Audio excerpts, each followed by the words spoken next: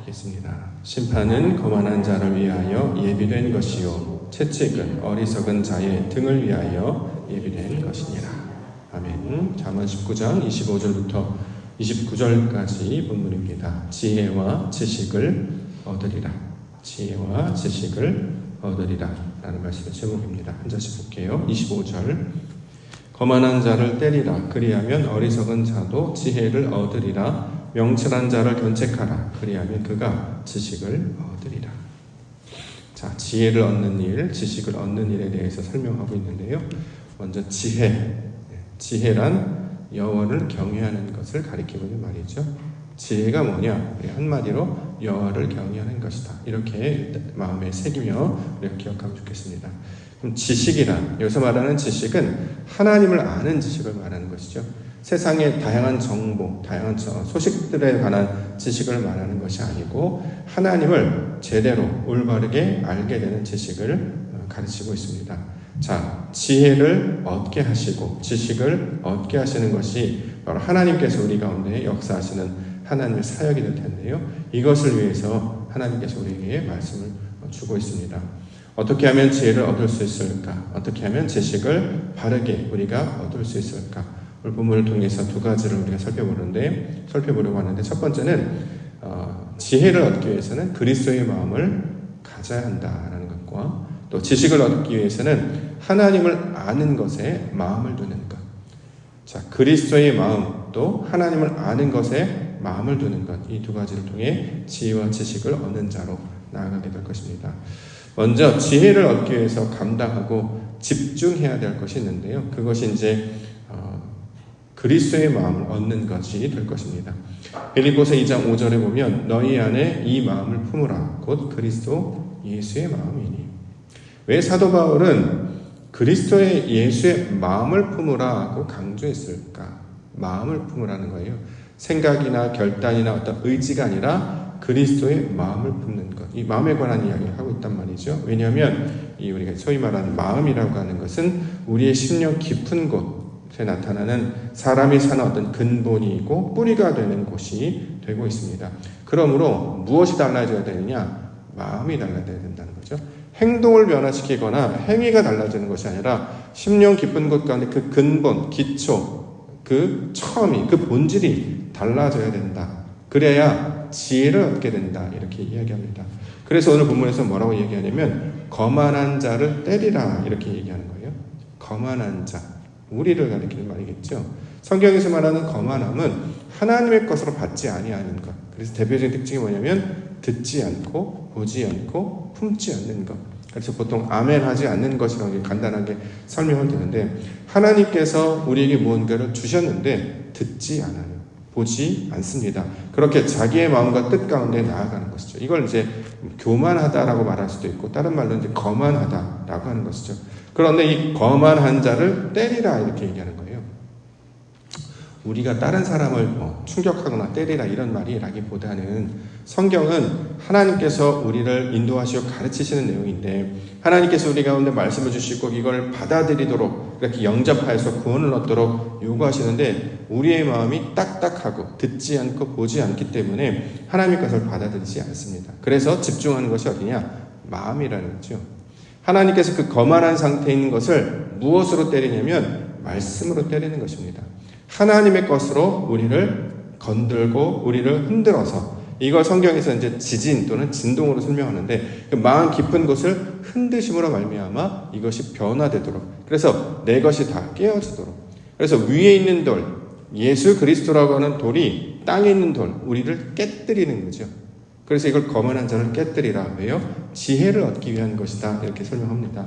그래서 위에서 내려온 돌, 그 에베네셀의 돌이 바로 예수 그리스도이시고, 예수 그리스도는 말씀이 체화되어서 신현화되어서 육신이 되어서 이 땅 가운데 찾아오신 분이시잖아요. 그는 말씀으로 우리 가운데 찾아오신 하나님이신데 은혜와 진리가 충만한 자였다. 이렇게 설명합니다. 그가 전하시는 말씀이 우리의 심령을 때리는 거예요. 그가 가르쳐 주시는 하나님의 말씀으로 우리를 부서뜨리는 것입니다. 그래서 우리가 갖고 있는 생각과 우리가 가진 욕망들을 완전히 새롭게 바꿔내신단 말이죠. 그 거만한 자를 때리면 무슨 일이 벌어지냐? 지혜를 얻게 된다. 여호와를 경외하게 된다. 이런 말로 우리가 이해할 수 있습니다. 히브리서 4장 12절 하나님의 말씀은 살아있고 활력이 있어 정의 날선 어떤 검보다도 예리하여 혼과 영과 및 관절과 골수를 찔러 쪼개기까지 하며 마음의 생각과 뜻을 판단하나니. 말씀이 우리를 잘라내요. 찌르고 완전히 쪼개버립니다. 이게 이제 구약에서 우리가 제사를 드릴 때 제물을 각을 뜬다고 하죠. 이렇게 잘라내서 이렇게 딱 펼쳐내는 것입니다. 이게 왜 거기서 말하는 제물이 뭐 소나 양으로 우리가 비유하지만 실제는 우리라는 거잖아요. 우리가 대신 제물이 되는데 대속 제물로 소나 양을 통해서 보여주는 거예요. 우리의 마음이 하나님의 말씀 앞에 다 완전 쪼개지고 갈라져서 숨겨지지 않는 그런 상태로 나타나게 되는 거. 그래서 우리가 가지고 있는 우리의 생각들을 완전히 무너뜨리시고 하나님의 것들로 다시 세우시는 것입니다. 그래서 거기에 뭐 어떤 일이 벌어지면 불이 임하게 되잖아요. 불로 다 태워버립니다. 이걸 번제 이렇게 이야기한단 말이죠. 또는 그것을 완전히 아주 가루가 되도록 이렇게 빻아가지고 부서뜨린 걸 소재라고 말하는데 우리의 그 거만한 하나님의 말씀을 받지 아니하는 자신이 주인된 상태를 하나님께서 말씀으로 치시고 하나님으로 채우셔서 아버지 하나님의 영광을 아는 그 지혜자로 만들어내시는 것을 우리 본문에서 설명하고 있는 것입니다. 29절에 심판은 거만한 자를 위하여 예비된 것이요 채찍은 어리석은 자의 등을 위하여 예비된 것이니라. 요걸 이제 문자 그대로 받으면 이 세상 가운데 사람들을 통제하고 다스리는 것처럼 이제 우리가 이해하게 되는데 성경 그런 의도로 주신 말이 아니라고 했습니다. 여기서 말하는 심판은 우리를 가리키는 말이죠. 하나님께서 우리를 판단하시는 거예요. 내가 옳다고 생각했는데 말씀 앞에 나아가 보다 보니까 그게 아니라는 거죠. 그 하나님 앞에 우리의 모든 것을 들을 때 드러나는 그 중심이 뭐냐면 원래 어떤 마음을 가지고 했는가를 들여다보신다는 거예요. 우리로 따지면 동기라는 거죠. 의도를 보는 것입니다. 그 사람이 나타난 행위만 보는 게 아니라 결과만 보는 게 아니라 원래 가지고 있던 의도가 무엇이었는지 마음이 무엇이었는지를 보게 하신단 말이죠. 이걸 이제 심판이라는 단어로 우리 가운데 설명하고 있습니다. 이 거만한 자는 결과만 좋으면 좋다고 생각을 하거나 그래서 외식한다거나 꾸민다거나 이렇게 나아가는데 하나님께서는 뭐예요? 중심을 보신다고 하잖아요. 마음의 중심. 이게 뭐냐면 의도를 본다는 거예요. 우리가 예배합니다. 우리가 새벽 기도에 나가서 말씀을 듣습니다. 이것이 사람의 영광을 위한 것이냐 자신의 영광을 위한 것인가 아니면 정말 하나님을 알고 싶어서 하나님을 만나고 싶어서 하나님께서 우리를 일으켜주시고 이 예배가 주님께서 우리를 부르신 그 살아있는 부르심에 관한 이야기로 여기고 있는가 자발적으로 기쁨으로 즐거움으로 하고 있는가 아니면 억지로 마지못해서 남이 하니까 그것조차도 못하는 경우가 있습니다만 그렇게 우리의 동기들을 계속해서 드러나게 하셔서 너의 그 마음의 원래 의도와 동기와 본질이 하나님께서 기뻐하시는 그것 때문이냐 아니면 다른 것 때문이냐를 늘 우리 가운데 갖게 하신다라는 것입니다. 그래서 그 높아졌던 마음, 그 대적했던 마음을 말씀으로 우리를 가르치시고 결국에 그리스도 예수의 마음을 품게 하셔서 그는 아버지의 말씀을 기뻐하신 자로 그래서 하나님과 본체이시나 동등됨을 여기지 아니하시고 낮아지시고 겸손하게 이 땅 가운데 찾아오셨단 말이죠. 끊임없이 우리를 낮추시며 아버지께서 주시는 말씀의 그 의도와 동기를 나타나게 하시는 분. 그래서 결국에 어떻게 하느냐? 지혜를 얻게 하는 것. 나의 욕망은 한없이 끝없이 욕구, 자신의 의를 구할 수밖에 없습니다. 그럼에도 불구하고 말씀 앞에 우리를 드러나게 하셔서 그랬구나, 그렇구나를 끊임없이 알게 하시고 날마다 새롭게 우리를 빚어가시고 만들어 가신다라는 것이죠. 이처럼 잠언의 말씀을 통해 하나님의 진리의 말씀을 통해 우리를 가르치시며 인도하시는 것은 마침내 여호와 하나님을 찾게 하시려는 하나님께서 지혜를 얻게 하시려는 하나님의 의도와 방법일 줄 믿습니다. 그리고 오늘 본문에 보면 명철한 자를 견책하다라는 말로 나오는데요. 그 다음 구절에 보면 명철한 자를 견책하다. 이게 무슨 뜻이냐면 분별하다라는 것이거든요. 면책한 자, 분별함으로 이것이 하나님의 것인지 아닌지를 구별하는 것. 이걸 이제 명철한 자를 명철로 하나님의 것을 분별하라, 구별하라 이렇게 설명하고 있습니다. 이게 무슨 뜻이냐면 하나님의 뜻인지 아니면 내 뜻인지를 판단하는 거예요. 그러면 동기가 있어야 되잖아요. 하나님의 뜻인지 아닌지 판단하기 위한 그 기초, 기준, 그 판단할 수 있는 그 근본이 필요한데 그것이 하나님이 기뻐하시는 것인가? 이게 아버지의 뜻인가? 아니면 내 뜻인가를 우리가 늘 기억하며 분별하려고 할 때 이것을 통해 하나님을 아는 지식으로 나아가게 될 것이다. 자, 이렇게 이야기하고 있습니다. 예를 들어서 우리 신앙 가운데 여러 가지 말씀을 듣습니다. 성경에 대한 지식도 받고 배경도 듣고 여러 가지 예화를 통해서 적용도 받습니다. 근데 중요한 것은 그래서 이 모든 것을 하나님께서 우리에게 주시는 살아있는 말씀으로 듣는가? 아니면 세상 가운데 어떻게 살아가라고 하는 어떤 도덕적이나 윤리적인 가르침으로만 받는가? 아니면 그것조차 없이 그냥 나의 아무런 생각이 없이 나의 어떤 신앙적인 유익과 자기 이익을 위해서만 그냥 나오는가? 이런 것들을 우리가 살펴볼 수 있단 말이죠. 그런데 우리가 예배하는 것은 우리가 말씀을 듣고 함께 기도하는 것은 살아계신 하나님의 말씀으로 받아서 그 말씀이 나의 심령 골수를 찔러 쪼개므로 말미암아 나의 근본이 나의 중심이 하나님으로 향하게 하는 아버지의 뜻을 받는 시간이구나 라는 것을 우리로 붙잡게 하신단 말이죠. 그러면 그렇게 나아갈 때 이것이 분별하는 자, 예배도 우리에게 주신 삶도 우리 가정도 우리에게 주신 직장도 우리에게 주신 사회도 하나님을 알게 하는 방식 가운데 우리를 주셨구나. 이것을 붙잡고 나아갈 때에 하나님을 아는 지식으로 나아가게 될 것이다. 자, 이 말씀으로 설명하고 있습니다. 27절로 보겠습니다. 내 아들아 지식의 말씀에서 떠나게 하는 교훈을 듣지 말지니라. 자, 지식의 말씀에서 떠나게 하는 교훈, 이제 사람의 방법으로 전하는 것을 우리로 받지 아니하고 이 본문의 의도는 하나님의 의도를 찾고 구하는 그 방식으로 우리의 모든 것들을 받아들일 것을 강조하고 있는 말입니다. 예를 들어서 세상의 말들을 가만히 바라보면 세상은 다 나누는 것으로 되어 있어요. 예를 들어 구분하죠. 구별짓죠.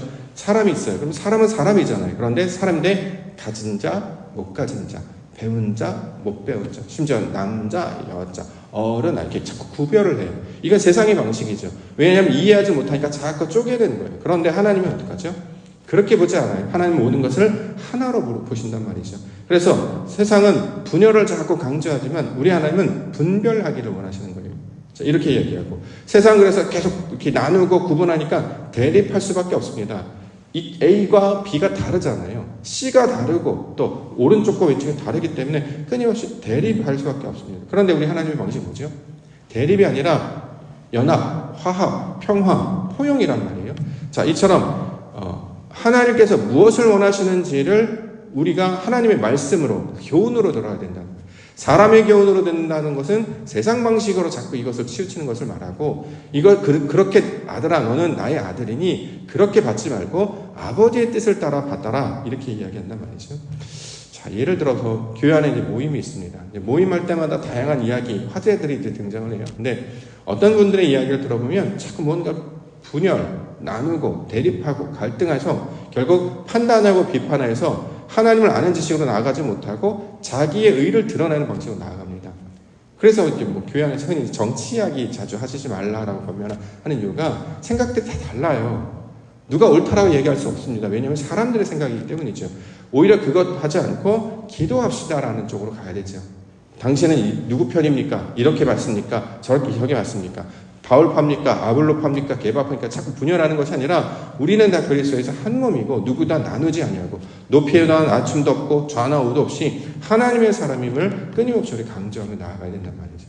그렇게 구별하는 자가 아니라 자꾸 하나로 모으는 자가 되어야 될 것이고 더 나아가 비판하고 판단하고 자꾸 단점들을 지적하면 의욕이 꺾이게 되고 생명력이 떨어지게 됩니다. 그럼에도 불구하고 모임을 세우기 위해서 자신을 희생하고 좋은 말을 감당하고 또 좋은 것들을 발견하고 그래서 자꾸 모으고 세우는 쪽으로 나아가는 것이 하나님의 의도 아니겠습니까? 세상은 어떤 것들도 그냥 내버려두면 저절로 쓰는 게 아무것도 없습니다. 자, 시간이 지나면 무너지고 깨어지고 부서질 수밖에 없다는 거죠. 가꾸지 아니하면, 돌보지 아니하면 세워지지 않아요. 그런데 하나님께서는 우리를 세우는 자, 예레미야로 우리를 부르셨단 말이죠. 공동체도 잘 가꿔야 합니다. 관계도 잘 가꿔야 됩니다. 그렇기 때문에 우리가 하고 싶은 말, 그를 다 욕구대로 하지 아니하고 조심하고 주의하고 거기에 하나님의 의도와 뜻을 받들어서 하나님의 것을 찾고 구하는 것들로 이렇게 만들어가지 않습니까? 그러니까 잘 빚어가고 만들지 않으면 저절로 무너질 수밖에 없다라는 거죠. 근데 그것 가운데 헌신하시는 분들이 있어요. 내 것을 부셔서 내 뜻을 주장하지 않고 공동체를 살리려고 하니까, 모임을 세우려고 하니까, 교회를 세우고 가정을 세우고 나라를 세우고 뭐 이런 것들을 하려고 하니까 자기 주장을 하지 아니하고 오직 하나님의 것들을 강조하는 분들이 있습니다. 반면에 반대로 하시는 분들도 있단 말이죠. 그런데 우리 하나님께서는 우리에게 이렇게 세상의 교훈으로 감당하지 아니하고 하나님께서 우리에게 주시는 그 교훈으로 이 일들을 감당하기 위해서 우리를 부르신 적이 있습니다. 그래서 우리가 더 좋은 말을 사용하고 귀한 말을 사용하고 권면하고 자신의 것을 내려놓고 희생하는 이유는 바로 우리에게 찾아오신 그 아들 예수 그리스도께서 자신의 목숨을 대속하셔서 우리를 구원하여 주신 분으로 우리를 살게 하여 주신 거 아니겠습니까? 대부분의 나눔이나 분열이나 갈등을 이야기하시는 분들은 공동체를 생각하기보다 다 자기 생각만 해요. 그러다 보니까 모임이 깨지고 상처를 입고 그러다 보니까 세워지지 못하고 점점 추락하게 된다는 거죠. 그런데 그것 때문에 우리를 부르신 것이 아니라 그 작은 것으로부터 시작되어서 하나씩 만들게 하시기 위해서 저와 여러분들 불러주신 분이 있습니다. 우리가 지난 주일날 살펴봤던 것처럼 우리 전도회 모양을 보니까 숫자가 굉장히 작습니다. 근데 다시 시작이라고 봐요. 이거 그냥 내버려두면 모임이 세워지지 않습니다. 이름만 있지 생명력이 없는 모임이에요. 그렇기 때문에 우리가 이제 소위 말하는 대표를 뽑잖아요. 회장님을 뽑는다던가 거기에 어떤 역할을 맡은 분을 보면 그분들께서 몸부림을 치신 이유가 뭐냐면 그 모임을 사는 모임으로, 활동력이 있는 모임으로, 세워지는 모임으로 만들려고 하기 때문입니다. 그래서 모여서 하나님을 찾기 위해서 기도하고 계속 찬송하고 서로 사랑하고 서로 나누고 서로 섬기고 서로 사랑을 베푸는 이유는 그래야 이게 생명으로 통해서 살아나기 때문에 그런 일들을 감당해야 된다라는 것이죠. 자, 이처럼 하나님께서 하나님을 아는 그 지식으로 하나님을 향한 방법으로 나아갈 때 이것이 하나님을 아는 지식으로 나아가지, 그렇지 않으면 다 헛되고 헛된 일이 되다 보니까 모임도 세워지지 않고 신앙도 발전하지 않고 관계도 나아지지 않게 된다라는 것입니다. 그 안에 저와 여러분들을 지혜를 얻는 자로, 지식을 얻는 자로 불러주신 적이 있습니다. 그러므로 말씀을 받고 그리스도의 마음을 품고 모든 것이 하나님을 아는 과정으로 우리가 쓰여질 줄 믿습니다.